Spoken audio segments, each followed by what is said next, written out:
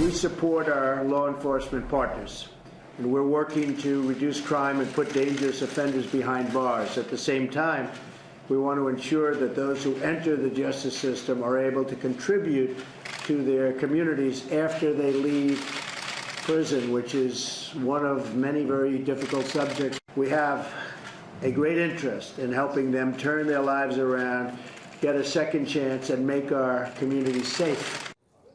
That was President Trump delivering a strong message on plans to reform the criminal justice system. Joining us right now from Washington is Freedom Partners Chairman and Koch Industries General Counsel, Mark Holden. Mark, good to see you. Thanks so much for joining us.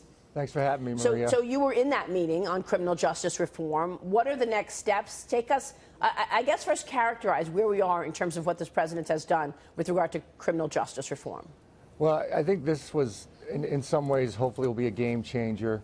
And the remarks you just heard from the president are spot on. I mean, this is an issue, prison reform, where there's a lot of support both on the left and the right. And what it will do is, hopefully, as he said, break this cycle of recidivism, break this cycle of incarceration and poverty. And what it's focused on is making sure people come out of prison better than they went in. And you do that through jobs, training, vocational training, education programs, drug therapy, and other treatments. And what it's done in the states that have done this, like Texas, it's been remarkable that in Texas in the last 10 years now, because of criminal justice reform and prison reform, they've closed down 8 prisons. Wow. And at the same time, they've saved billions of dollars, and their crime rates are at historic lows. So what this shows is that if you give someone a second chance, it's good policy, fiscally sound, and it's a really great story of redemption. To that point about, what is there not to like about it? Right. About fiscally sound, Mark, that's what I wanted to ask you about, because I've seen some numbers that you've actually cited yourself where we spend something like 3 times per capita on prisons, on the correctional system, compared to what we spend on education, which is really quite remarkable. So what's the most important step we can take in terms of bringing the costs down? Just specifically on costs, what's the most important step we can take? I think we need to follow what the states have done, which is look at, from a public safety perspective, make sure that those who are a danger to society are put in prison. But there are a lot of people who won't benefit from prison, and it's extremely expensive to put someone in prison. So try to find ways at the outset to keep people out, if you can do that safely. So if they need mental health treatment, or they need drug rehab, or whatever it might be. And then with those who are in prison, make sure there are programs in there where they become better over time. The reentry process should begin day 1 of your prison sentence. It shouldn't begin 30 days before you're coming out. And that's in everybody's interest. This is one of those issues, if we get this right, like the states have, states like I said, Texas, South Carolina, and Georgia in particularly, this is going to be great for society. It's going to keep communities safer. It's going to keep law enforcement safer.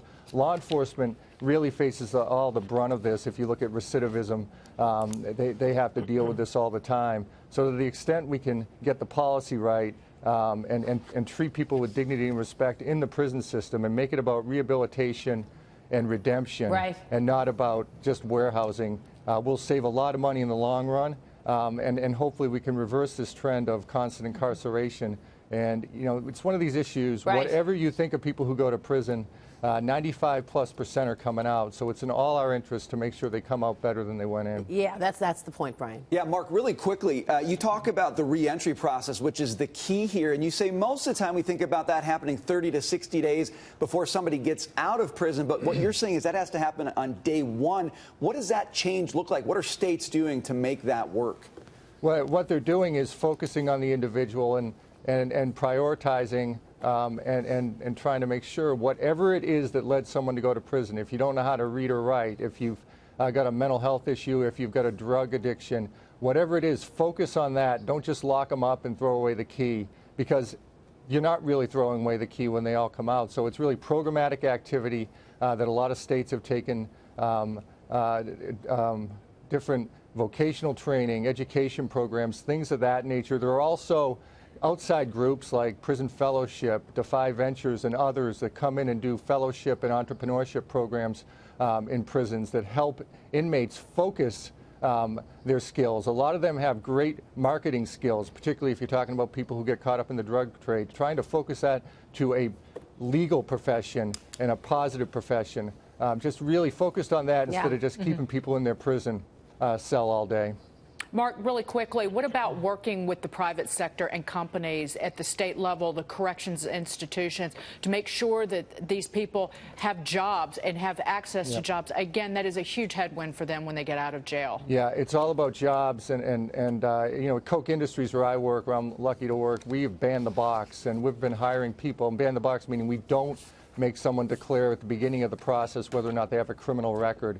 And that's worked for us. We've hired many people with criminal records over the years. I've been with the company 23 years, who are among our best employees. And we do a background check. We will always prioritize safety within our workplace. But what we've learned is people with criminal records, a lot of them are hungry and humble, and everybody makes mistakes. Any one of us could have caught up in the system, so it's a win-win proposition. For us as a global employer with over 100,000 employees, we do not want to exclude 1/3 of the workforce. That's what it would be, because that's how many Americans, 1 in 3, have a criminal record. So we just try to hire the best people, period, whether they have a criminal record or not. All right, we will leave it there. Mark, great stuff. Thanks very much for joining us. Thanks for having me. We'll see you soon. Mark Holden there.